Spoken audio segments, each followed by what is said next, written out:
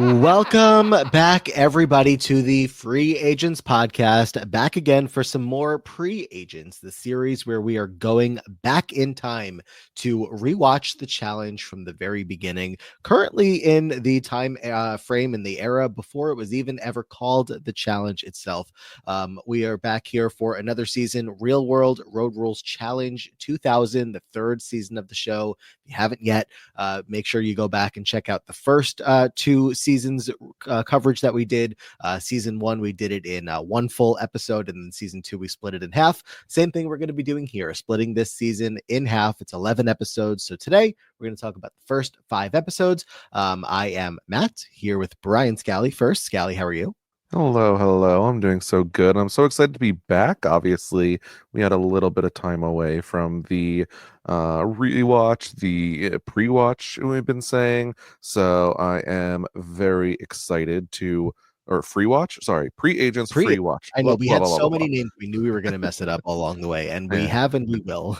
But it's been so exciting to dive back in. I miss this classic era of the challenge. Yeah, and we're still, again, in the same format so far. No changes yet, no eliminations coming through, no finals to run or anything like that. So we're still cruising along with this road rule style format, and still cruising along with the same very special guest that we've had to help us open up each of these seasons so far. She is back. It is Mel. Mel got served. Mel, how are you? I'm great. Greetings from my Y2K nostalgia. I am so happy to be back. So happy to just have all of us back here. Like Scally said, we took a what, like a 1 week, 2 week break as we talked some Hulu Gotta Get Out to put us in a time and place if anyone ever listens back to this. Matt, we're I need to blame you that I have to watch this show. I love this No, podcast so much. I it's keep up with good. the shows, but my God, It was what really have I good. done to watch Got to Get Out? I've been But craving this in yeah. comparison. Besides the point. Anyway, we're going to go back a half a second or a half step before we get to season 3 here, Mel. When we closed out season 2, I just kind of want to rehash where we left things off before we jump in with another new group of challengers, not new to people who were watching at the time. Of course, this is their second or third or so appearance on TV, but new to the franchise of the challenge here. We, on the all-time Mount Rushmores, Mel, we got rid of John and we added Neil and Jason in season 2, and then we had 2 open spots for the women, so we just added Montana and Beth. Did you have major objections there, or anything you remember standing out as far as those decisions? No, I think those totally match what I was thinking about the season. I think that Neil and Jason, in terms of the men, were some of the bigger characters and narrators, as well as Montana. And, Beth was the instigator for a lot of the drama there. I think without Beth, not much arguing happens because everyone was having a great vacation, except for Beth, who everyone hates. Mm-hmm. Yeah, I know. Scally was trying to get, certain other people out from season 1. I feel like we'll get there very soon, though. It's happening. They can't last. Justice for Janet. Yeah, I do. We know that I am a Janet girl, and I think the more I thought on it too, I think we chatted a little too, is that I have to put out in my mind too that there are like larger impacts of who they are as like the franchise as a whole and their impact and who they are, as opposed to who they were in the moment of the challenge history. And so like someone like John, who's like, oh my God, John was such a big name in the real world. Like in the challenge, he is a speck of sand in the hourglass. A flop. Yeah. Except his shirt, which of course is a lasting impact and will be my running bit while being on this pod until I'm gone. Once we get into, just anybody really, which I believe is season 5 is the first time we're going to start to see people make a return appearance after the first time they appeared on a challenge version of this, of what they're trying to go for here. I really feel like a lot of the one-time only people are going to start to disappear. You build your legacy on a second season of this kind of show, it's going to make a lot more impact, I think, because I'm already forgetting what I said like 2 weeks ago about Neil or Jason, but that's just me. I have a bad brain. Look, I think that some people could hang on. And I'm curious for people who disappear and then come back when they make a second or third appearance. So, yeah, we'll see. And then, Mel, we had season 1 ranked over season 2 so far. Oh, totally agree. I think there were aspects I enjoyed about season 2, but I do think season 1 had a special magical quality over season 2. Mm-hmm. Yeah, so that's where we are as of now, and let's get into season 3. Scally, as I was saying, kind of like the same format here, but any like major differences stand out to you from the jump besides just 12 new people coming to compete? It feels a little more like official to me. This feels like we are starting to look at this as a property rather than a one-time Road Rules spinoff. And so I would say that this feels like they know what they're doing a little more. There is very much like a team versus team aspect here that I think was like kind of floated in the second season, but this feels even more official. It feels more competitive. So I think we're like verging on that, but overall, it's not all that different to season 2. Much more competitive, I think is fair. Mhm. We're only halfway through the series right now, or the season right now, and the drama between these two teams and the competition level and the anger when a team loses is through the non-existent outdoor roof. So I love it. we have a lot to talk through. I want it But back. let's get into everybody that we have here, and then we'll talk through the the missions of the first 5 episodes. And Mel, that's where we usually turn to you. There's plenty of people here that we do know very well. Of course, Veronica is here. This is her first season. Yes, who has made a reemergence on All Stars in recent years. Teck in the same category, which we were talking pre-show. Surprised to remind ourselves that he was only on one season of the show before All Stars. But whether it's them or anybody else here, Mel, who are we looking at as this is the first time we meet, whether it's a legend or anybody you want to highlight? There's so many of them, and then there's a couple who I've forgotten, really had to refresh myself. I think one of the bigger names here that we talked about in the past, and we've brought up her name probably because it's such an iconic name, is Piggy, who brings a lot of drama immediately here in Challenge 2000. And she also on her Road Rule season, full of drama, a lot of turmoil. She was a great, we joke sometimes that Road Rules was not the not the casting hire, the personality hires. Piggy was a personality hire for Road Rules for sure. Which I'm appreciative of. I love having a big character over on that team, and I think that we, also know Veronica, and so that stands out a little more. Not that she's gotten the most airtime there, but there's a couple personalities here on this Road Rules team. I feel like even Los is definitely a personality that has at least moments. A character, might I say. A character for sure. I mean, the highlight for me so far through 5 episodes, and I can't imagine it's only going to be these 5 episodes, is somebody who only seems to have been on the challenge for one season, and that's Heather. Heather. Heather is a star. Heather is iconic. Heather's season 1 thing, which if anybody watched Real World Homecoming, they dabble a bit, so that's very helpful to refresh. But I don't know if they're streaming those anymore, so I could be speaking out of turn to say go watch them. But Heather B was an aspiring rapper, still is. She is now like a radio personality. You can still listen, like she's still very active. But her iconic single is All Glocks Down. And that is definitely something that my friends and I will text that song to each other maybe like once a year as like a little bit of a check-in to remind you of it. Yeah, I go ahead, Skelly. Love her so much. She's great. In seeing that she never comes back on another challenge, I'm already devastated. I mourn Heather. Put her on All Stars. Where is she? She did do the Real World Homecoming, right? So now I feel like I need to find that and go just get my Heather fix soon. Mm-hmm. Yeah, I'm like, we need the All-Star 6 draft where Heather is taken first overall by Mel, and now we can be like, absolutely. we get it, we understand this time around, because she's just both. She has both aspects of making a good challenger, even all the way back here in the year 2000, of just like entertainment plus a extreme competitive nature, an extreme drive to win, and I would say, to an extent, I don't know if anyone disagrees that it doesn't feel like we have a Beth here on this season of somebody who's straight up just like not down to do much of anything. I know Beth was injured last season, but still, just somebody who is like here for the ride entirely. But even still, like the efforts that the Real World team are putting in, I mean, because we'll talk about the way that the results break down so far. it's a little bit more even along the way, where one team is leading and then the other team catches up. So when Heather and her real world team are not doing as great, any weak performance that is spotted, she is going after you to make sure you know that I'm watching you. You need to be on your game because we need to win this. Real world did not win last season, and they feel like they need to like make up for that and pull it out this time. People blame Derek Kaczynski for the trend of like less drinking, more getting ready for the challenge, and like, oh, I got to get to bed early and take this seriously because I can win money on the challenge. And I say, respect the legacy of Heather B, because she is yelling at these people, no more partying, get in bed, no 5 a.m. No hookups on the bus, no boinking on the bus.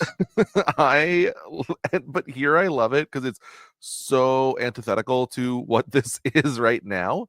And it's really funny to watch her try to wrangle a group of people who could not care less. And so it's very, very funny. Yeah, Mel, the scene early on where after we meet everybody and we see where they're going to be traveling or how they're going to be traveling and whatnot, Teck, of course, again, we know Teck, decides he's going to like go off for a night, go out to like the Vegas nightlife or whatever as they start in Vegas. And he doesn't come back. And nobody knows where he is. Eventually he comes back. But the scene of when he comes back and Heather like beats him down with a shoe in like a joking way, of course. I'm just like from episode 1, I'm in love. She's so fun, and Teck is a character. I miss when they had sort of the ability to have free will to go about their lives, like where it was, oh, we're here, but you can do things. A little bit of sort of like Summer House allows it, where it's like they can go out to clubs and come out and they don't all have to go around each other, versus now, the challenge is forced fun together, where it's like, okay, it's a night out and you're all leaving and you're all going to this bar and you're all coming home afterwards, which I also understand, but I miss these days of freedom. Yeah.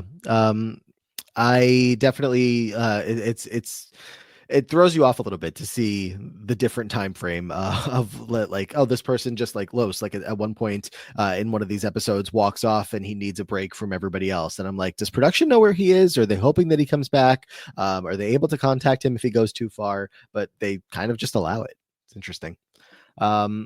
Did anyone catch I'm just kind of like looking through around at different things I have about Heather while we're on the topic. She was talking about that she had a partner for 7 years that stole everything from her. Is she talking about a business partner or relationship? Did anybody know which way that was going?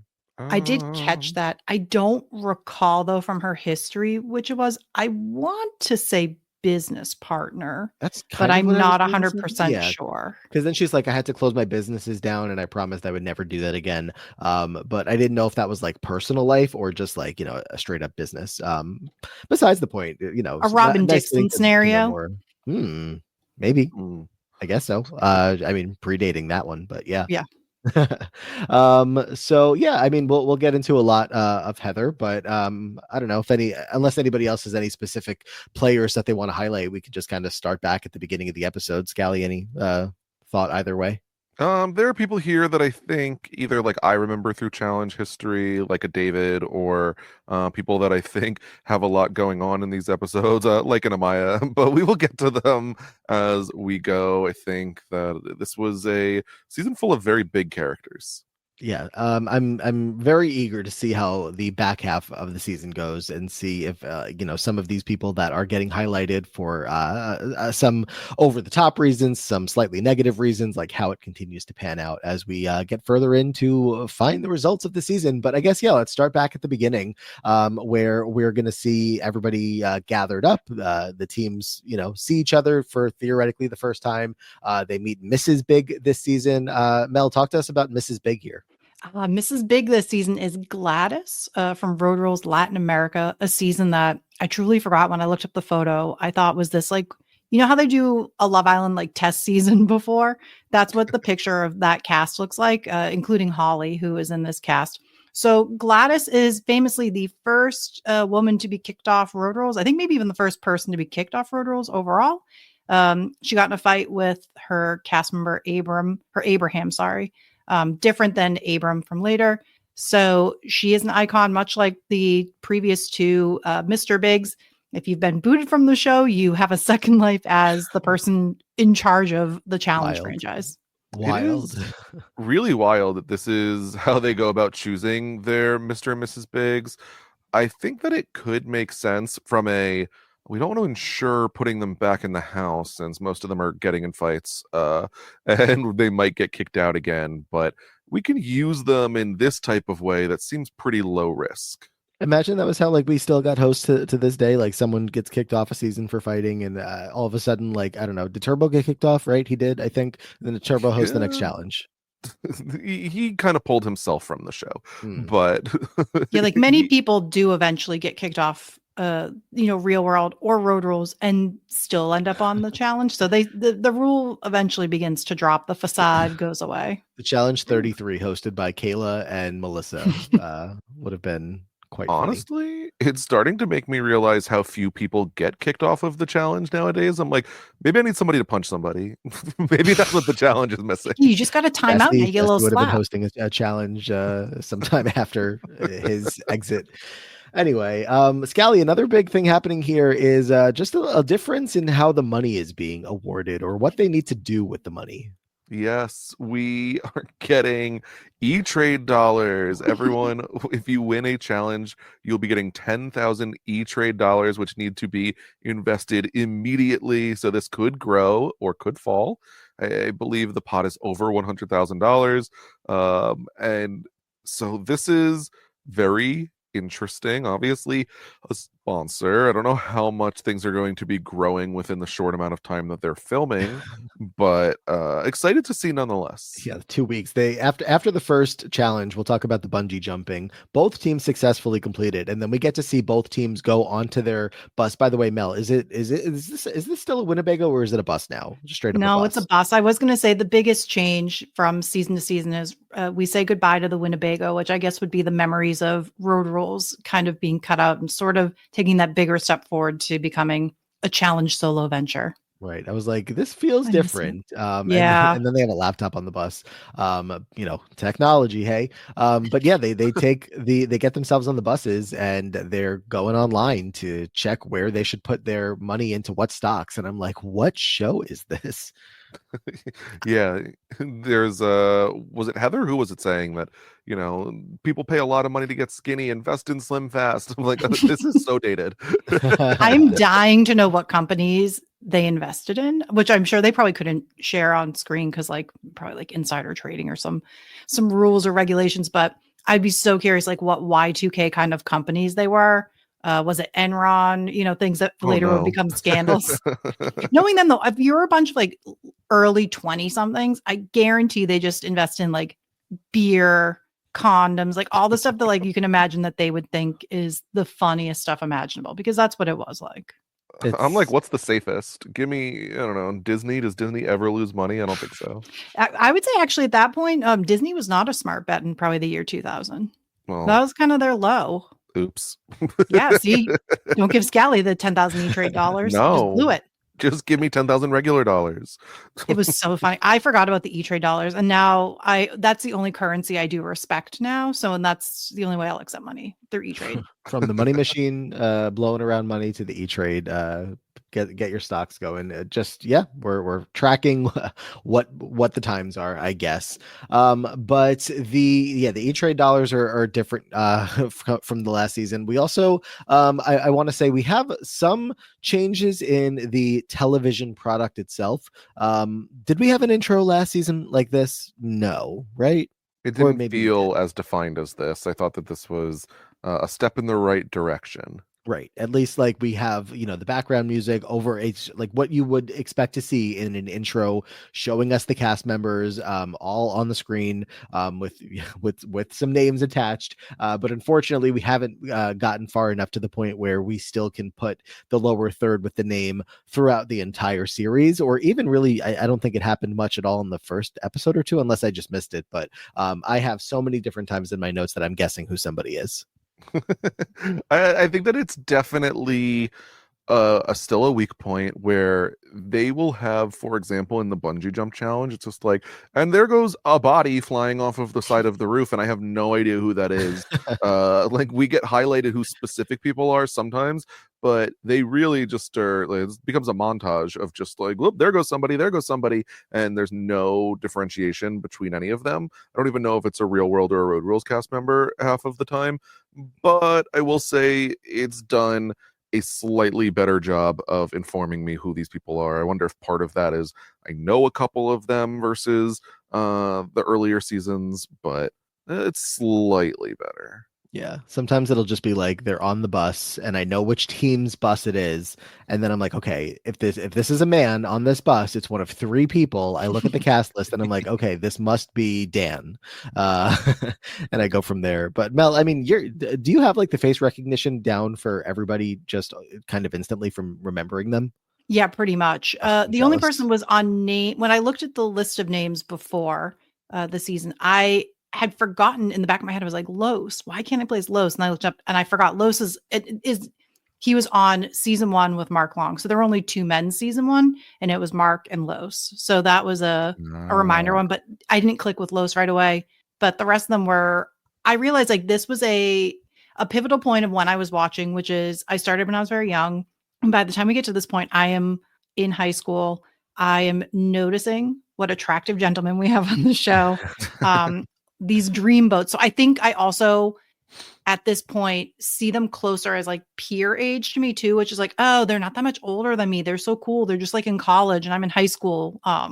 And yeah, so that's where I think I start to connect a little bit more and remember these people because it was at a core point of being able to remember and tie them into like what my life stages were. Mm-hmm. And on that topic, I will say, through what we've seen so far, not much has changed as far as this being like 12, young, horny people on buses together type of thing. But no showmances so far. Oh, very true. Yeah. When are they going to start hooking up?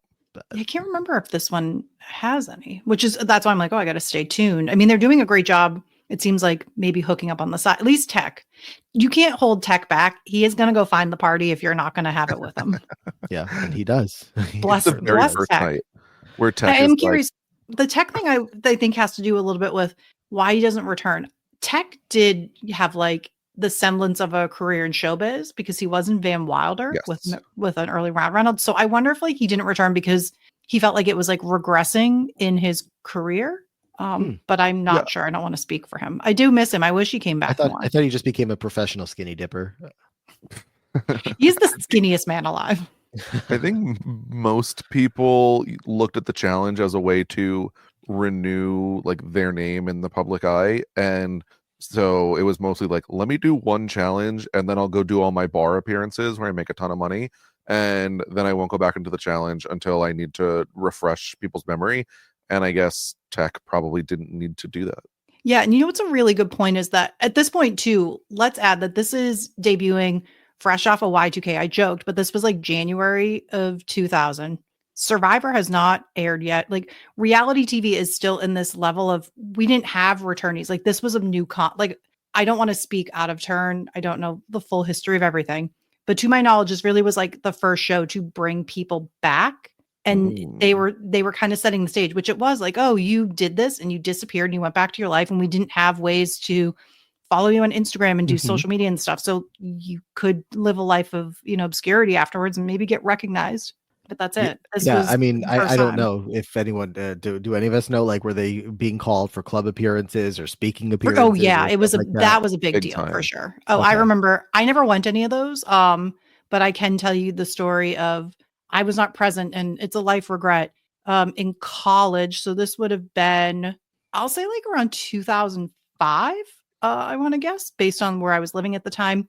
My friends said that they saw Brad, which we all know, legend of the challenge Brad from San Diego and, etc. That Brad was like stumbling drunk down our street, which was an interesting choice. We didn't live that close to the bars and we were up a pretty decent hill. So I am so sad I didn't see this because I truly don't know how he got there. I mean, They used to like I remember even for a while they were hosting like every spring break party. Yep. So you would want to like go on spring break and like someone from my school came back and was like, "Oh yeah, I made out with Paula on spring break." She was hosting the thing. Like it's a thing. They were at the clubs. They were getting paid like tens of thousands of dollars just to appear. Yeah, I saw Derek Kaczynski at Grant, I think he was so I went to school in West Virginia. Um, and I think he's from there, right? Or he was around. I think I had heard at the time he was maybe dating a friend of a friend. But anyways, I was at the mall at one of those calendar kiosks and he was standing next to me looking at calendars. That's my claim to fame Oh. challenge. I feel like he does probably remember that too, He absolutely does. If I saw him, I would say, I remember, I could tell like a lot. There's a lot of stuff I forget. And then I watch this and it opens core memories, but that is one that I will always very specifically remember what the whole weekend was. It's a whole thing. I mean, look, if you walk into like any calendar store in Brooklyn, you're going to run into a recent Survivor player too. Of course. It's where they all hang out. Yeah. They go to bars to be noticed and then they go to the calendar kiosk. Exactly. Let's get into some of these challenges. We'll start with the first one here. Bungee jumping. It's happened every season so far. It's a classic. So we're gonna do some bungee jumping. But Scally, this one seems a little different. They're trying to break some world records from one of the taller places to bungee jump in the world. Yeah, we are jumping off of what is it called? Stratosphere. The Stratosphere. Which I think at this point is kind of new. I went to Vegas in the 90s as a wee child, which is the best time to go, of course. I don't even remember if the Stratosphere existed at the time. Oh, yes. So they're going to be jumping off of the Stratosphere. They're like, well, you're going to be getting halfway down the sign, hopefully, if we measured correctly, which, like, okay, psych them out more. And we're hoping to make a world record today. Now, David and Yes are so excited to get this world record that they volunteer to go first. And they fail because the bungee cord's not, quote, like warmed up and stretched out enough. I was like, okay, so note to self, go early on the bungee cord because I'm not trying to have a stretchy, loose cord holding me up in the air. Yeah. Eventually it does get broken though. It's a very the record really, broken, the record, not the cord. Oh yes. Thank you for the sorry, this is clarification. the biggest challenge tragedy of all time. Is Both that of you jumping on that was very funny. But yes, we have like a series of jumps. Everybody is afraid to jump, not afraid to jump. I mean, I will say I was surprised that nobody ended up not jumping. Of course, we get a couple of people that are so afraid that you're kind of wondering, are they going to be the one to hold their team back? But as we already mentioned, everybody does end up going at one point or another. There's even a gap in between jumping because it's so windy after a couple of people go on the first day that they have to pause, which is funny. We've seen this in like recent challenges in All Stars 5. We just watched as bad weather prevented people from finishing a challenge, and then they just didn't go back and do it the next day, but they did here. We were like, has this ever happened? And then, challenge 3. They pause the challenge, come back the next day, but they actually do the challenge here. It matters how many people jump, unlike in All Stars 5. So it made sense. And look, all 12 people doing the jump. I think this is indicative of, we had last season. They know a little bit more what to expect. Mm-hmm. Yep. We get to know a couple more of the contestants here, of course, early on. But for me, I don't know much about Piggy coming into this. So Piggy right away also jumps out as a big personality. She's talking about, David's hot, and I also heard he's got a big, So I think it was a grunt that she let out. I was like, oh. Tell us the tea. Thank you, Piggy. David and Yes both getting the highlight, like you mentioned, of like wanting to go right away, just showing that they're going to be fearless throughout this entire competition. I have to imagine anybody came to the season signing up like knowing that there could be a bungee jump, and that's probably why the 12 people that are here all did eventually go through with it. But it is Kat that's going to break the record. And Mel, any other highlights from the bungee jumping? No other real highlights. I will say that just the way it looks, and listen, I'm not good at science. I don't know like any of that stuff. I felt like when they were jumping off the stratosphere that my fear was not only they were going down, but it felt like based on the angle, like beneath it, that they were gonna like hit these like beam, like the whole body of the building. Like it's weird. It freaks me out. Yeah, for me, it also like Yes does a backflip. I'm like, what if that gets wrapped around you? Right. On Yeah, the could you break your neck on that? Like there were some safety concerns. uh, Do you, I think yeah. they should be wearing a neck brace in every single challenge that we saw here Yeah. today. Do we think Kat still has the world record? No, she does not. I looked this up. No. Oh. It's been beaten, but only by like 70 feet or so. I wonder Like how long she it's had it still for. Is it just like eh, based on what building they did it off of then, I'm assuming? Like it's not uh like it changed on that building. It would be no, yeah. probably like someone skydived off like the Burj Khalifa or something. It's a different place. And yeah, I I think feel it like was only somebody on like the 70 Amazing Race feet. probably temporarily held it at this rate. That's possible. So yeah, bungee jumping comes and goes, and everybody completes it. So they were both eligible to get the prize as long as both teams completed it. But that's not going to be the case going forward. We're going to get back into, one team wins, one team loses. And we were just talking about David and his big, and David Where is gonna. he even says to the instructor, he's like, "Oh, this is gonna be uncomfortable because I have huge balls." Uh-huh. The instructor's like, "Haha," and he's like, "No, really, No, I seriously. do." Do you know what I remembered about David now? I mean, I have a lot about David if we need context, but I will Feel say one free. thing, which is a lot of people have been talking about, with traders recently about the Boston Rob thirst trap. And I remember not being like that into Boston Rob. And I think it's because us Massachusetts girlies and like of a certain age, David was our Massachusetts accent dreamboat that we Yes. had with his two different color eyes, so handsome. And he seems like a catch. I mean, I know nothing else besides I what feel see on like I would TV, have had but a big crush on David if I was in his orbit, just I can see it. absolutely. Yeah, He no, I also, Yeah. Matt, do you have any context of like David's history at the show? no, tell me anything I should know. So tying back Oh. to last season, so David was on Real World Seattle with Janet and Nathan, and famously, him and Nathan were buddies from the Virginia Military Institute together. So they're the first time, I mentioned this in the last pod too. Sorry to be redundant, everybody. That was the first time though that they put people who weren't strangers in a house. But then what David is very famous for is that David had a secret relationship or fell in love with somebody who worked on the show. Her name is Kira, and he's like screaming and crying to the phone, Kira. You can find the clip online. So that is like one of David's famous things. I'm sure he did other stuff too, but that is his. If you have to, what's your David highlight? It's crying about Kira, the producer he was in love with. Yeah, I think they might have dated a little, but they're not still together. I did Google him. He Yeah. now is like the head of an AI company or Yeah, I just saw marketing that. AI Oh, company. Not my favorite profession. He looks okay. He doesn't look as hot, but he still looks, I'd say he looks pretty good for late 40s, I'm assuming. Yeah, Okay. I didn't agree. realize how close in age, I think, at the time watching this, that I probably was to these people. I think I always put them on a pedestal that they were like much older than me. And then you realize like, oh, actually, they're not that much older. I did So if any of Google. them were single, call me. I did Google him as well, and because I do remember him from the show. Apparently, he was known to smell. So, if you need to cool down a little bit All right. after, There it goes. David is somebody who we're going to see again in a couple of seasons. We see him 2 more times at least. I don't know if we said this already, so sorry if we did. Yeah, it's Heather, Los, and Kat are the only ones that this is their one time only. So we'll savor every second with them if there's things to savor besides, I mean, definitely with Heather.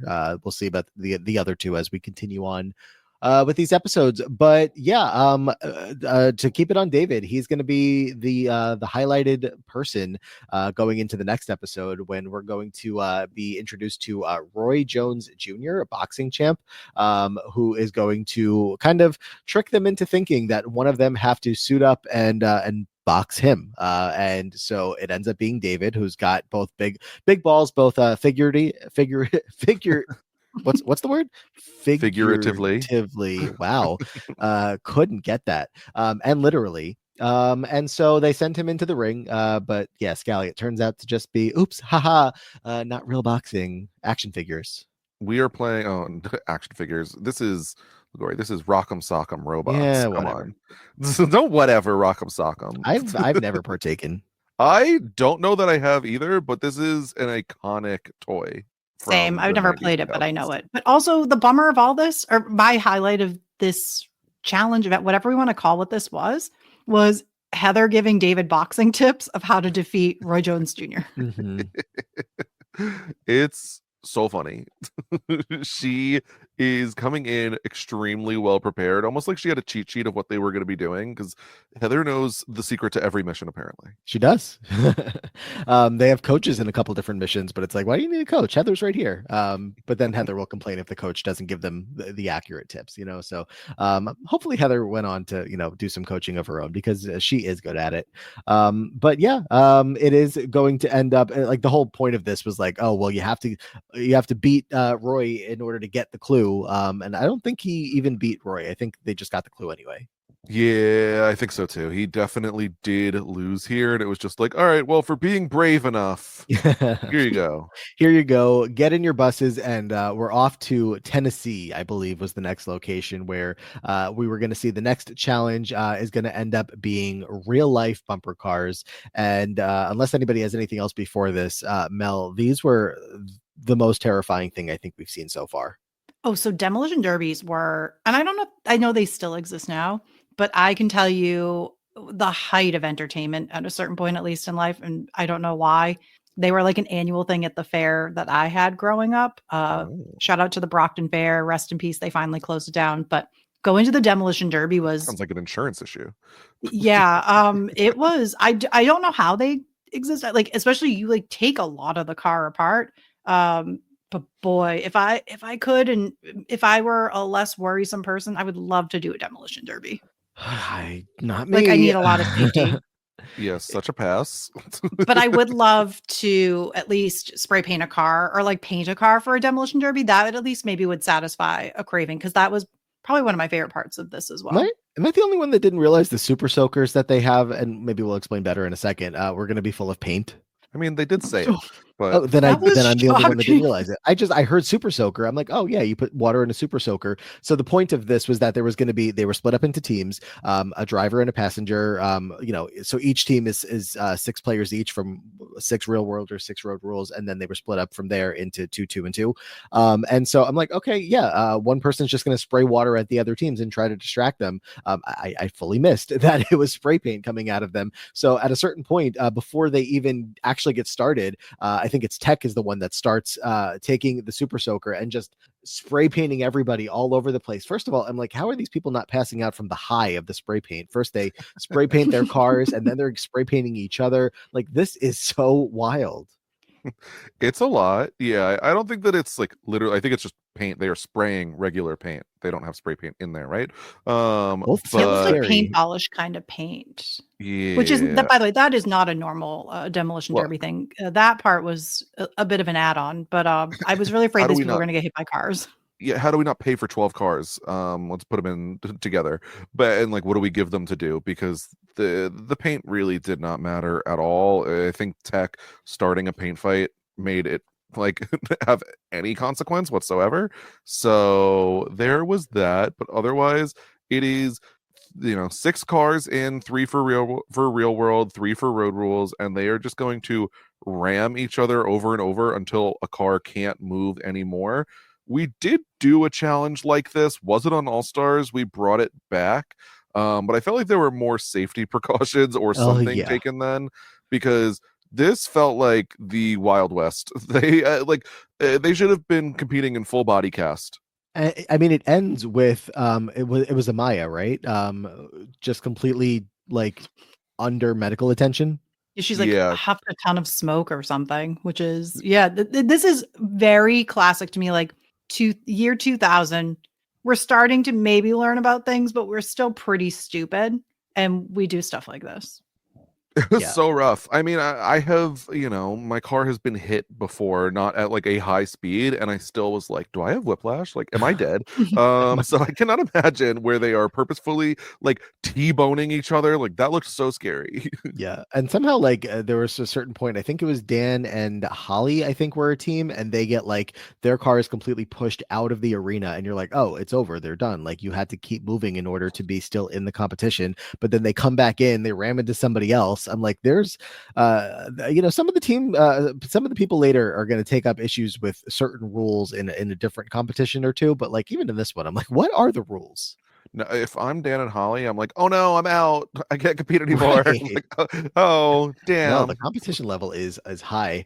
But yeah, Amaya is the one that is in one of the cars that like it starts smoke starts coming out from the car everywhere, and then all of a sudden, like people are attending to her, taking her protective gear off so that they can put I guess oxygen on her. She ends up in the back of an ambulance, and she's okay, but it was just a scary scene and furthering the feeling that I had of no, thank you.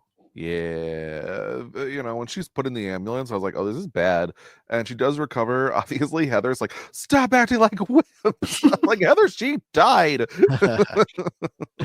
Yeah. Real World is gonna win this one, and Mel, we see Teck celebrating by taking off his pants, taking off his shirts, and giving them out to the fans in the crowd. The fan interaction of the season is quite fascinating. I think that they were there in the last season, and they got involved, and we talked a bit about like, oh, how do people not spoil it? This season, the fans are very much involved, and especially the show playing up to the fans, and we see a lot of that coming up. Big time. Yeah. So very intriguing that the interaction was so close. Again, spoilers, if whatever the spoiler sites were, I'm sure we're on top of knowing the results of all of these different competitions. But so after we get through that mission, we get a mini challenge here. And Scally, further character stuff for one Piggy, who is going to be the person the most affected and upset by this mini challenge. They have to not smoke cigarettes the entire rest of the challenge. Yes, we get a sponsor, I guess, the Campaign for Tobacco-Free Kids, which I mean, I would hope so. But I was a little shocked by the name in the moment. But we have each team find out that they will be paid $6,000 if they can remain smoke-free until the end of the season. And immediately, Piggy's not happy. But what I found really funny is she's like, "Oh, David is gonna be furious. He must be freaking out." And David's like, "This is fine. I don't even know why I smoke. It's bad for you. I don't like this." Yeah. You just missed the vibes. That's what his like main complaint was, just like, it's just like something new to relax, all the vibes. Not that they didn't use the word vibe, so I don't remember exactly. That is a modern term.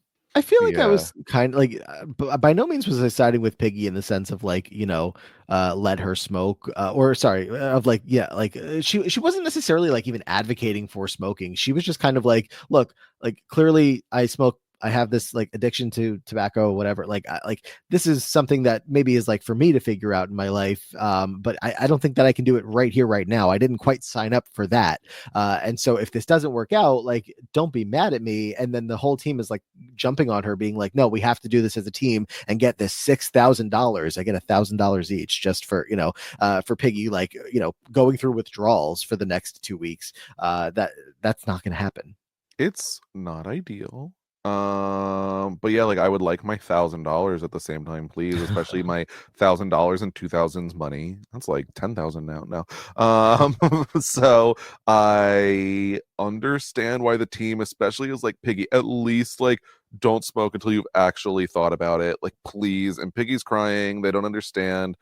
That's where we get another character moment from Heather, where she finds out that Piggy is smoking and goes to get the cameras to lead them to Piggy so that the Road Rules team loses $6,000. And she's also smoking by like the campground bathrooms, like as hidden as she can, and catches it in a true honest moment where she's just like, oh shit. Yeah, no, they follow her into the bathroom. Like, well, that too. Yeah. She's outside. She tries to hide. Yeah, exactly. She tries to hide. She goes into the bathroom stall with the cigarette lit. She's actively smoking. And then the cameraman goes inside and puts the camera over the stall to get a better look at her. And she's yelling at them like, you can't do that. And I'm like, yeah, no, you can't do that. I mean, they can do anything they want, I guess. But I'm just like, get the camera out of the bathroom stall. Big Brother style, that stall, the camera will be off until you enter there for a reason other than going to the bathroom, which like she was very clearly doing. And she's like, I'm peeing. It's like, no, you're not. I was just like, this whole thing, I felt for her again. Like, I'm not advocating exactly the practice of what she was doing, but like the way that she was just getting jumped of like everybody being like, yeah, don't smoke. And then she goes to smoke and she's like, I told you this was going to happen. The Plus, funniest part of this is that this isn't even a like one team wins challenge. They both could have had $6,000, and Heather is like, "No, we're not going to win. You're not going to win." Mm-hmm. I think the thing too is that when it comes to this is like a very stressful scenario you're signing up for. And not that I'm saying like she shouldn't quit, but I'm sure like having that smoke after being around all these people, this pressure of competing, like it's not great. But it's, her choice. But if that's like the way she has to use it to relax, which is kind of what, cigarettes have done. Like I'm sure to be like, oh, you're going to be in this scenario. You can't smoke a cigarette. Like must be like, oh my God, I'm firing on all cylinders. Yeah. But so that's just a mini challenge. Luckily, not going to make or So break funny. the season. Let's get into the Wheel of Wrestling, Mel. What do you think about the very strange next challenge of the two teams are going to get brought in? I mean, look, we just had the boxing, and now we have actual wrestling of some sort going to take place with two coaches coming in to help the teams get ready. And they are going to be wrestling a variety of different people. Yeah. Well, first, they do find out that the wrestling will be hosted by Vern Troyer. Ligori, do you know Vern Troyer? By appearance. Okay. I saw him and I said, I know that guy from those movies. Okay. Was curious. I actually have never seen an Austin Powers. It has not really been something that I felt like I needed to prioritize. I don't know that it's my humor necessarily, but I know Vern Troyer from the Surreal Life primarily. Definitely a star over there. Yeah, I definitely recognized him. Oh, sorry, I was gonna say in 2000, like Austin Powers was culture. It was like defining humor, and I unfortunately did fall very victim to the Austin Powers craze early on. So yeah, apologies to the world. That's nothing to apologize for. This was strange though. This was just like many of these challenges. They end up like we said, they have the wheel here that I know a wheel very well, but I don't usually use it like this. And whatever the wheel lands on is going to be who they wrestle. So we have a variety of teenagers, models. I think that there were who else was on the wheel? They had little people, if that is that the correct term. I believe so. Yeah, they were. Yeah, and they called them mini. I think they called them mini wrestlers on there. Yes. Well, I think they called them some worse Amaya did use some language that we do not use anymore. Yeah, Amaya dropped a couple slurs in these episodes. Yeah, I would say Amaya is the biggest offender. I think actually the only offender that I can recall using these words. Doesn't age well. It was of a time before I think it was defined that we shouldn't use those words. Unfortunately, a lexicon of history, which is hard to watch now. I will unfortunately not be surprised to hear anyone use the M word or the R word as Amaya did, unfortunately. Was that in this part that Amaya? Yeah, I remember her dropping the hard R. I was very alarmed. Not like in this segment, but it comes up in a future, and I was like, okay, not great. Yeah. But also besides that, they are wrestling different people that come up on the wheel. There's a spot on the wheel that they wrestle each other too. So we get Heather B versus Piggy. We no weight classes, by the way. No, not at all. Cat versus Holly. Yes versus David ends in a draw. So just a lot of different I don't know. A lot of different efforts that needed to be put in based on who they were going against. Mike and Dan faced off against the women. Insane. It was the way that Mike fought a woman was alarming. And I know that they were going for the win, but it looked like professional WWE wrestling, except it wasn't staged. It was insane. Alarming. Yeah, it definitely was interesting. Like we said, Mike and Dan wrestled the quote female model wrestlers. And it was Amaya and Veronica that landed on the spot quote mini wrestlers. I think almost everyone else does wrestle each other. And I think a couple of these are pretty like decisive. Heather B versus Piggy just absolutely crushed Piggy. It was not a competition, but I thought that Cat versus Holly was pretty decent, as well as David versus Yes. Both Amaya and Veronica were wrestling against a little person each, and I think both of them lost, which was funny. Yeah, I remember Veronica specifically. This was a core memory of Veronica saying that he had his armpit in her mouth. I do remember that from this challenge very much. Yeah. Yeah, Amaya does try to get a draw by just running in circles around the ring, but she does get caught. Yeah. Can I also clarify something? I just feel like I keep saying every I don't know, a couple of sentences that come out of my mouth are I think this happened, I think that happened. It is not clear all the time what the results are. No. Like they just like something happens and then they like move along. There's no like again graphic that says who won. Sometimes they say, you know, that this person won or they give you a point update on the bottom of the leaderboard, but a lot of the time like even if I go back and try to rewatch it, I'm like I still don't know what the exact result was. I don't know if they do either. So you It know, we're was getting there. tough. The points seemed a little confusing at times, you know, where it's like, oh, you both won, so you both get 2 points. Oh, there was a draw, so you got 1 point. So it was a little confusing, but ultimately, Real World does win again, and Road Rules is sulking in the van.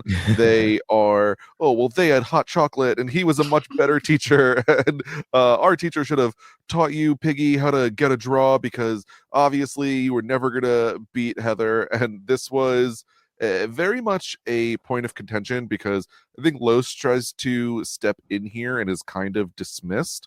So point, you know, number one against the Road Rules team in his mind.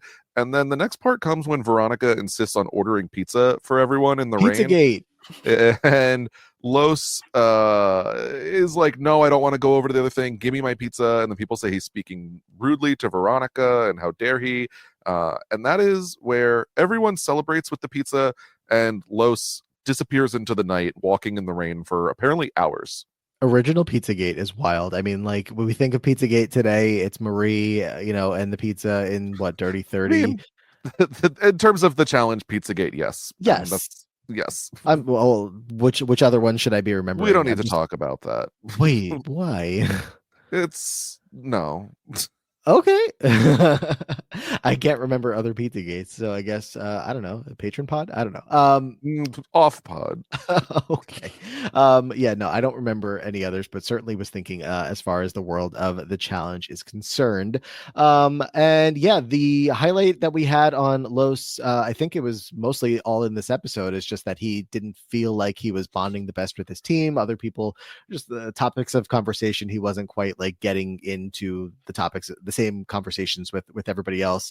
And then by the end of this episode, like you pointed out, he's just like not still not getting along with them. He's like yelling at Veronica about pizza. He does eventually apologize to her and they seem to be okay. And like mentioned earlier, he walks away. He needed some time away from everybody else. But that's what Los is up to while the team is down and out. And we see like the morale all around for whichever team is actively losing. As we already mentioned as well, the competitive nature between these teams is high. And so when either team is losing, you know, Mel, we really feel it. For sure. I really liked that element this season because I didn't want to just see, you know, Real World get walked all over. It's just not that entertaining. This Los stuff too is very similar. If I recall, Los was a bit of an outsider on his season of Road Rules as well. I think he got into some conflicts there. So this a little bit reminded me, I think, of what he went through the first time. But yeah, I'm enjoying the fluctuation and seeing how competitive everybody is, which really is that early stages of what will become the challenge, which is so hyper competitive that it's on another level than you would ever imagine compared to, you know, 5 people taking a little road trip and Yeah. they'd previously been on a different show. I think it's hard. I think with Los, say Veronica even says like he's always welcome. It's not that he's never unwelcome. He just, you know, is convinced in his head that he is not. Is I think basically how she says it, and like he removes himself, I believe. And I think that it's like a compounding issue of there's something that bothers him. He doesn't necessarily vocalize in that moment. Then he feels like ostracized from the group, and then he leaves, and they don't understand why.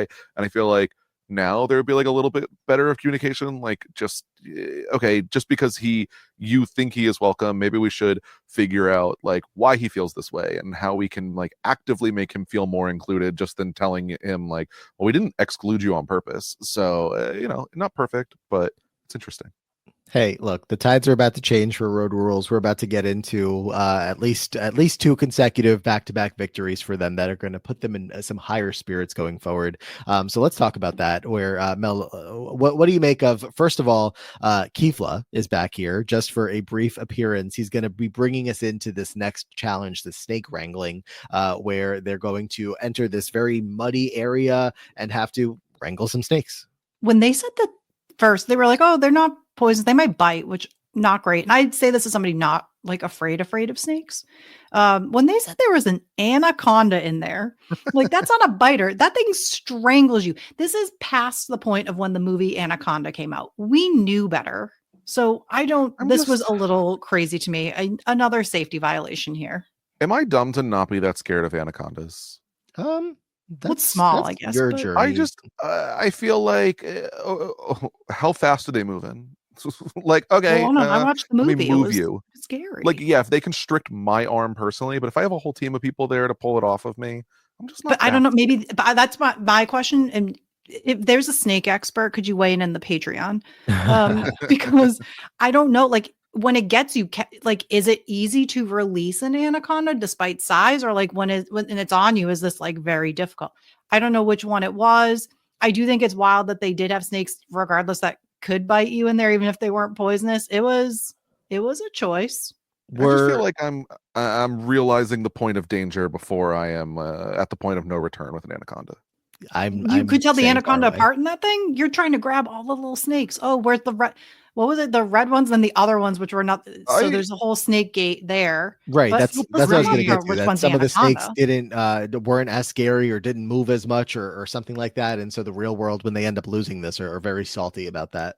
I'm just saying, I don't think that I would have a hard time telling the difference between a garden snake and an anaconda, and I don't think it leaps off the ground in a coil and snaps your neck.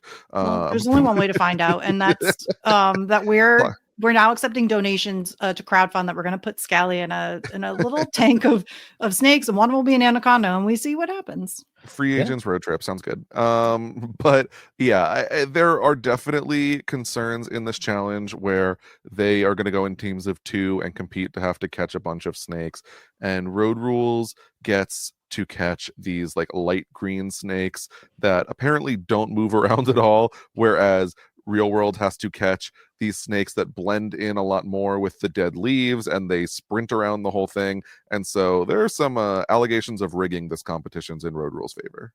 Mm-hmm. But Piggy doesn't care. She said Amaya, who's on the losing team, can go stick a snake up her ass for all she cares.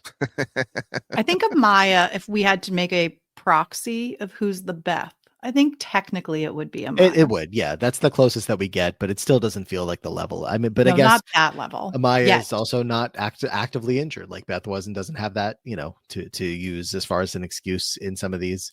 But yeah, when they lose, and then you have Heather is again really the captain, essentially, like the unofficial captain of like, all right, everybody get your shit together, all the tiredness, the complaining, everybody wants to go out, do this, do that, no more excuses, I don't care about the snake colors, just let's get our shit together. They have an opportunity to get their shit together when they get another clue for a scavenger hunt that is going to be not in like a proper mission here, but just another one of these mini challenges, but it keeps them busy for the back half of this episode, Scally, where they have to go skinny dipping, they have to dress the guys up in drag, they have to just they have to kiss a cow on the nose. It's what I don't know. Sure, fun, great.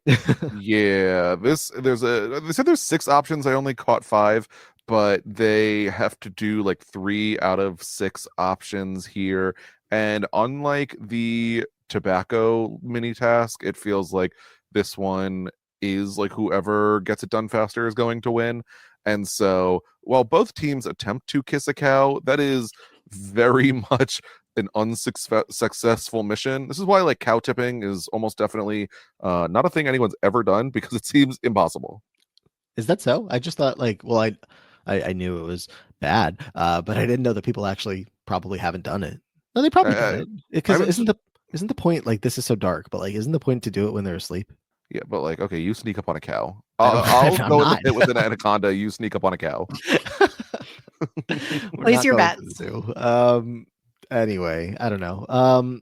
But yeah, and then the skinny dipping, they get pretty successfully. Mike and Teck do it for the real world, and who is it? Piggy and Dan do it for Road Rules. Holly. Holly. I will say, if we pick a forgettable person, that's unfortunately Holly, who actually seems pretty athletic. Like she's very she's fun, but I think she's just kind of like very normal. I want to know more about Holly. She's going to come back 2 more times. I'm like, I want to know your origin story here, but I just don't have it yet. Remember her. I just remember that she on that Road Rule season, all the women had very short hair. which was like very Y2K-ish, like late 90s kind of thing.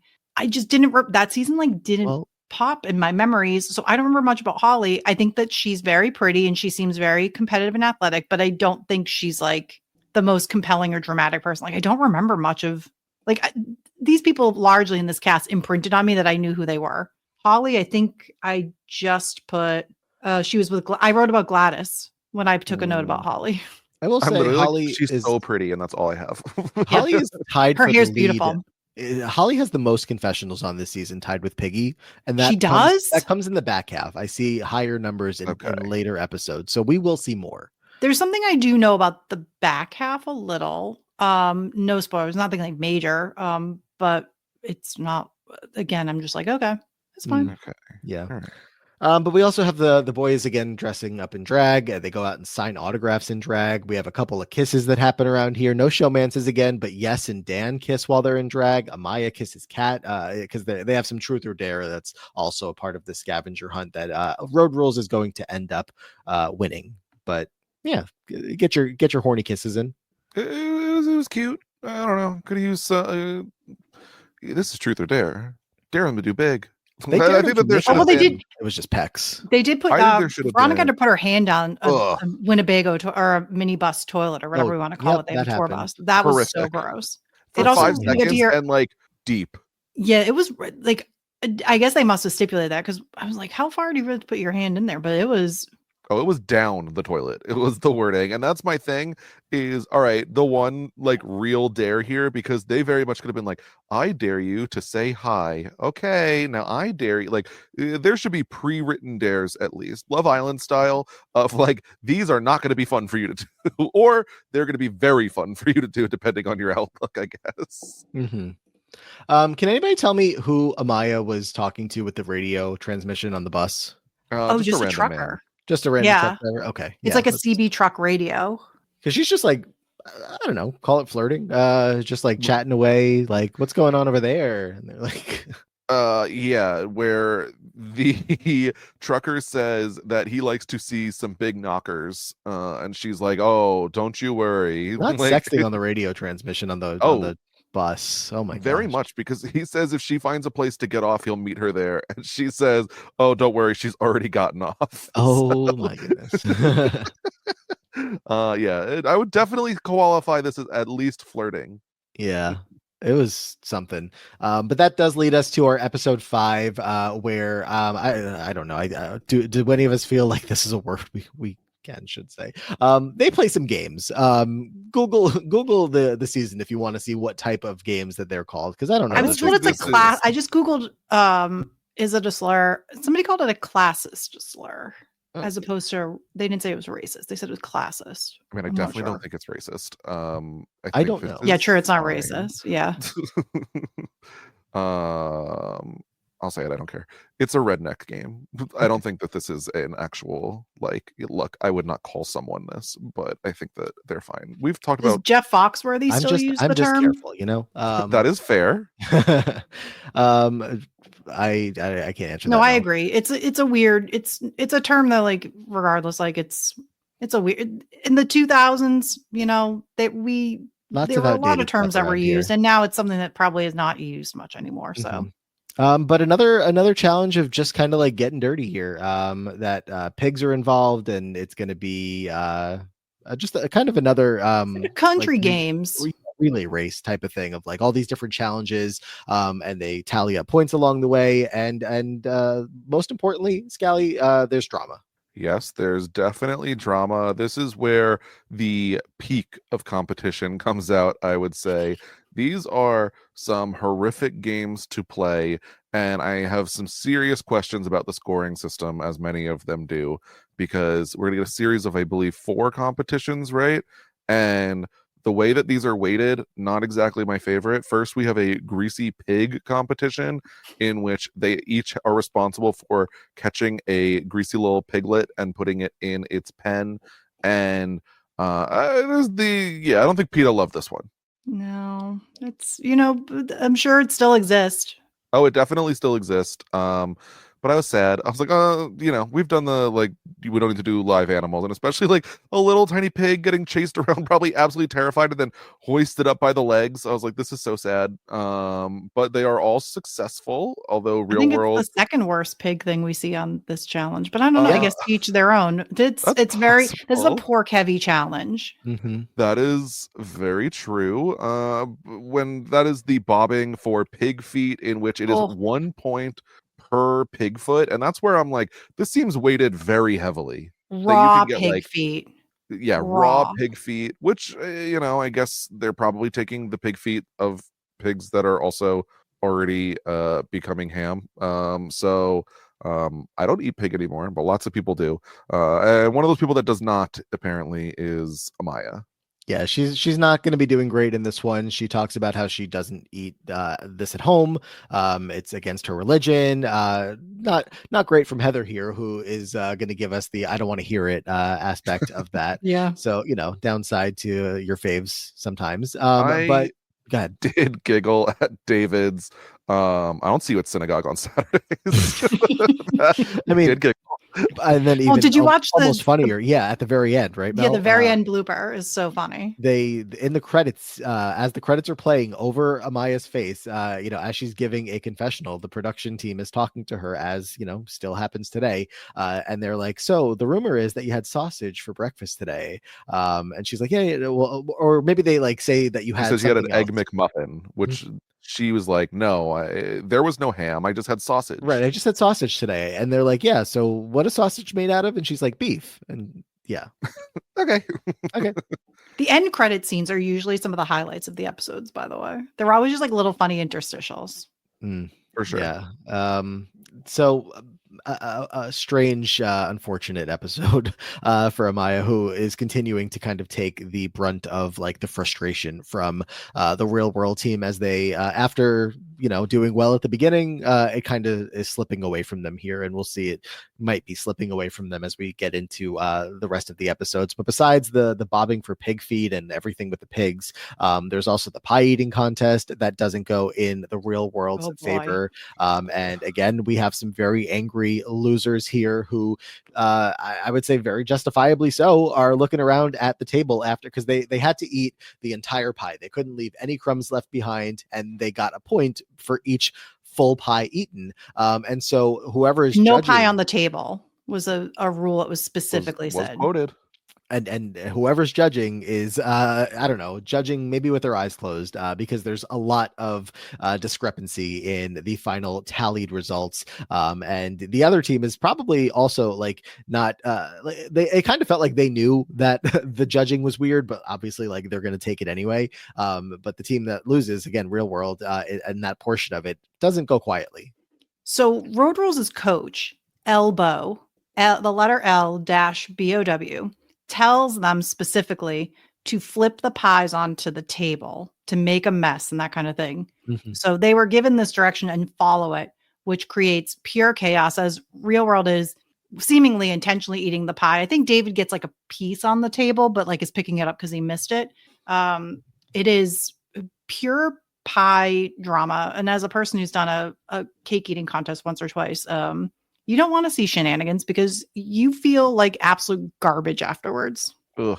Yeah, I think that the point of pouring the pie on the table was to get it out of the tin so it was easier to eat. Yeah. Not just to leave it on the table and smush it around. I mean, there were definitely questions of like David soaking up the pie with his face. I think he did seem to potentially, there were allegations of him dropping a piece into his overalls. So I think that was possible. But overall, I would say it's would say that it was really only completed by Heather, who somehow seems to eat an entire pie in half of the time allotted, while everyone else is just absolutely miserable trying to get this down. So I don't blame her for being pissed when not a single person on Road Rules finishes and their pies that are just on the table get counted as eaten. Mm-hmm. Yeah.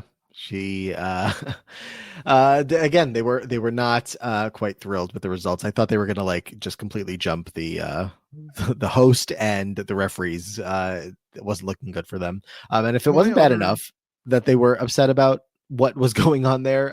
Then we get to also a competition as part of this race, or of the activities of the day here, that is very just arbitrarily scored by judges as well. They get they're jumping into the mud, and they get rated, on a scale of, I don't know if it was 1 to 5 or 1 to 10, based on their jump. And another thing that they can just be like, what do you give me that number for? And it just can't be actually accurately measured. But drama.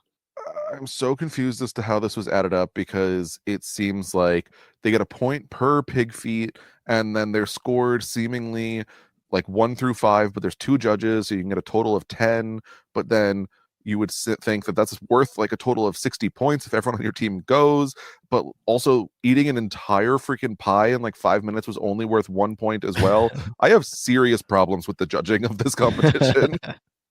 It was not great. And it's funny because how much do we complain about to this day the way that certain challenges are called, or rules that aren't explained the best, and things that even still, again, to this day, that they have to redo or restart a challenge, and we don't always see the full edit of it.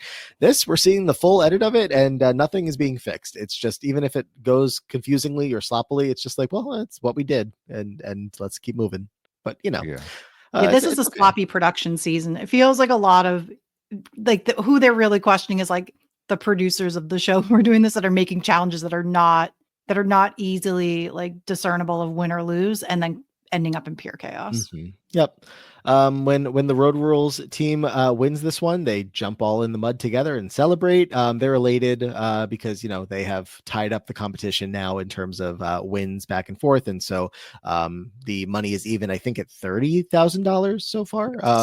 For each team. And Real World is salty. We'll see if they can turn it around in the back half of the season. Maybe not.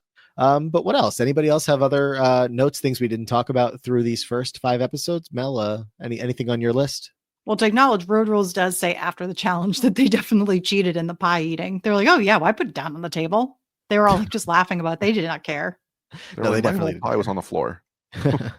One person we didn't discuss at all, and I just more so want to bring it up for his legacy, because I don't think he's doing that much here. He has like some stuff, but that's Mike from Real World Miami being on the cast, which I actually did not remember that Mike ever returned to the challenge. Sorry to his legacy. Mike, I don't really remember a ton on Miami, but what Mike is, his claim to fame, what do I remember about you, is that Mike, I don't remember if they were on vacation or if this was in Miami, but they had a shower, and Mike took a lady back to have sex with her in the shower. And then Flora tried to peep and watch by getting hoisted into a window. And then Flora broke the window. Oh. Yes. So that is my my Mike memory. And then one thing that we talk a little about Kat, not too much, but I forgot. I was like, why was Kat so competitive? And then I remembered that Kat was a professional competitive fencer. So that was her thing. And she actually may have had a bit of they talked on the show that there was like, oh, maybe Kat and Neil had like a bit of a flirt, but they would deny it. But Mike, who from London, different Mike, ranch dressing Mike, who we'll meet one day, he claims that they hid it from the cameras. So I think that's the main stuff for people maybe to bring up. Just definitely had not for if you haven't watched any of it. Appreciated, of course, as always. Definitely didn't have a lot for either of them, but in particular for Mike, I was like, is this man here? I'm looking at the confessional chart again, and he's kind of been around, but sometimes I'm just like, there needs to be names. Just give me a name.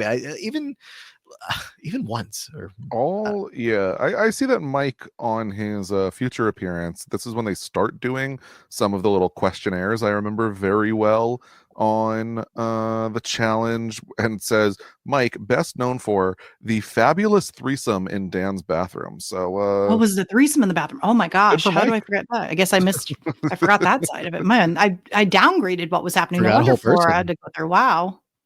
But I'm glad to know I also matched then what they had for his moment, because I don't remember much else. And he seems to be 40 years old there. And he's probably not. He's probably like 26, 27 years old. Oh, this is so fun. It looks like in the future they get rated out of like 5 stars so like yes is hooking up 4 stars. Like, okay, yes. He had like a show, like I remember he had, and they bring it up on the show, he dated a girl like while on semester at sea named Melissa. So I really missed out my opportunity there, but I was also, a teenager, so wisely not around. But just to know that I could say yes and Melissa, oh look. But I don't remember a ton. Was and still is a very attractive man. There we go. Don't disagree. He's also very different in this, which we talked a little about it, but the Yes that we have seen on All Stars is he was like a man of honor, I'm here to win, compete against the best of the best. This Yes is definitely like, oh yeah, I cheated. I'm doing whatever he wants to win. So it's very interesting to see like how he's evolved as a human being. Oh, for sure. Like the evolution just that you can see going into like the modern seasons and, who his relationship, I believe, like with his wife and just his family. I feel like he's gone through a lot of like just personal, like realizing who he wants to be in the world, which you can see is just a little bit different from this very younger version of himself, which is very understandable. It's the year 2000. But yeah, definitely interesting to track any of these like people that we do know well today and see them from the beginning. Cause like Teck is the same person. Veronica, this fearless person that we've seen, like she was a little bit afraid to like do the bungee jump, but she did it, stuck her hand in the toilet. Like she's doing a lot of these challenges that I feel like she would still do today, no problem. So it's just fun to see them from the beginning. Well, Veronica, interestingly too, I would say at this point, because this is the second, so we had Veronica on Semester at Sea. We did not like Veronica on Semester at Sea. This is kind of a bit more. So Veronica was the villain of Semester at Sea to an extent, because it was basically her and Ayana. Well, I mean, she cheated off of Ayana's paper. She like plagiarized her. So that's like what occurred, if I recall. So we weren't super high on Veronica. So I felt like this is a bit more of a redemption for her to be kind of more like fun loving and not the one who's the center of the drama. And, well, I mean, it gets started here, and I did see in the preview that Veronica does have a little bit of a dislike towards Amaya, where she says Amaya's a wimp, and that's why she doesn't like her. I did see previews of, this is definitely a rivalry between the two of them.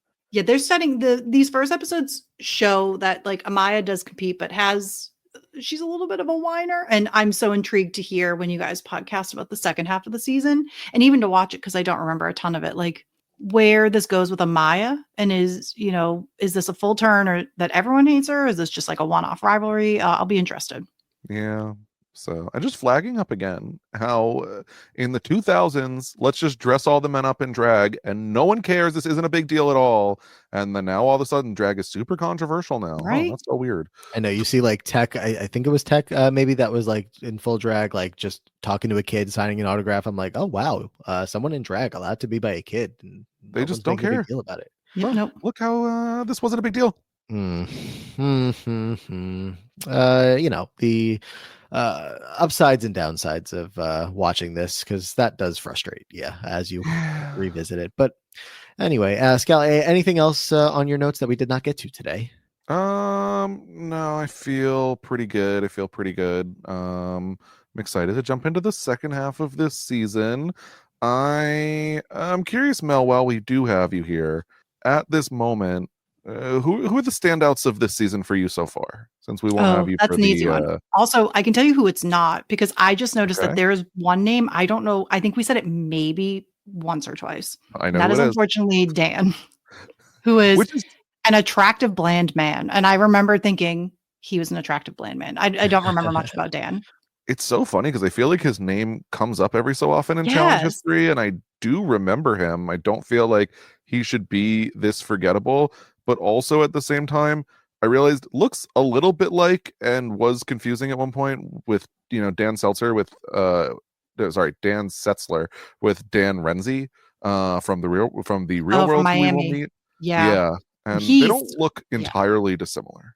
So no, I can kind of see it. Also, this Dan kind of reminded me a little bit of a Tom Schwartz from Vanderpump Rules. Oh, does he? Okay. I don't know. There's something about it. Looks or it. Actions? A little bit of both. Kind of just like, he's kind of has like that aw shucks kind of attitude of it. Okay. But to get back to your actual question, that who isn't making it, of course, unfortunately, Dan, unless some things change. It's always possible. I think it's very clear from this conversation that there is one person going up 100% on that Mount Rushmore, And if we get through the next half of the season and I don't hear the name Heather B on the Mount Rushmore, you will be receiving very irate texts, 1-star reviews. I will take you no down. 1-star reviews. How dare you? 5 stars only. A Heather B. I've always been a Heather B fan. I forgot about her on this, and she's so competitive in both ways. I could see that people are probably so annoyed by her just tattling on everybody, but it is so funny to watch.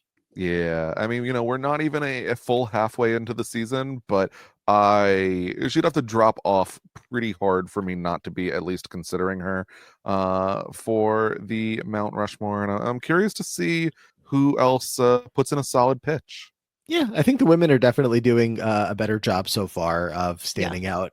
So we'll have to especially figure out what to do with the men's side of things when we get there. So I'm also excited to get to that, of course. We're going to finish the season in the next part. We're going to talk through the last 6 episodes and what happens there.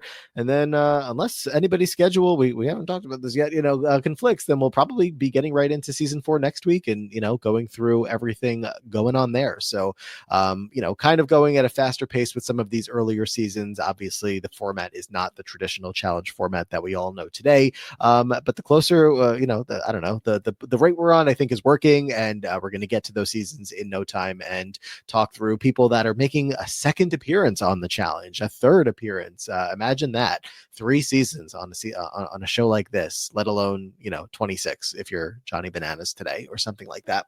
Anyway, Mel, where can people find you in between now and the next time that they hear from you? You can find me at Mel Got Served on all the social platforms. Thank you again. I was going to say for, of course, jumping in last week for the All Stars 5 finale. We finished wrapping it up. Mel and Scally covered everything over on the main feed for the wrapping up of All Stars 5, and then Scally and I got together on the Patreon feed this past a couple days ago to talk through it even further. So All Stars 5 in the books, all these old school seasons also in the books, but we're going to be talking about them now. So that is plenty of fun coming up around here. Scally, what else should people be checking out for you?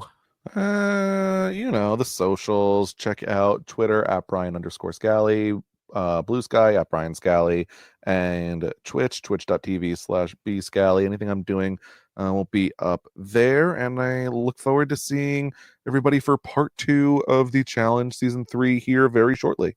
There we go. I'm on all the socials at Matt Ligori. And if you want to just have anything else from us, if you're looking for the extra content for ad-free versions of the episodes, get these episodes a little bit quicker. As soon as we're done recording them, they go up over on Patreon, patreon.com/The Free Agents Podcast. If you're interested in any of that or just supporting the podcast, because we greatly, greatly appreciate it, especially in these off-season times while we're waiting for the next season of the challenge. And we're keeping ourselves busy, keeping you all busy with all these off-season, earlier season coverages. So that is it for now.